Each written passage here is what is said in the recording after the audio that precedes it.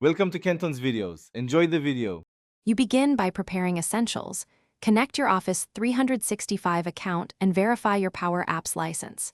Next, plan data entities, inspections, locations, items, and photos so your app maps to real needs.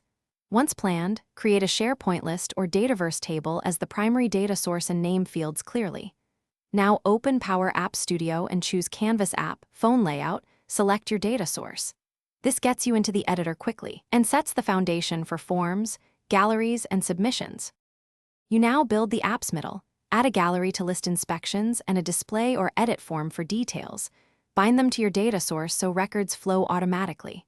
Then implement create and update logic. Use submit form for simple flows or patch when you need conditional rights. Add a camera control and attach images to the record or convert to base 64 for Dataverse. Make sure to set on success and on failure handlers. Once done, add validation and clear form actions to avoid duplicate entries. Finish by polishing UI, setting required fields, and adding a submit confirmation. Test every path, create, edit, delete, and offline sync.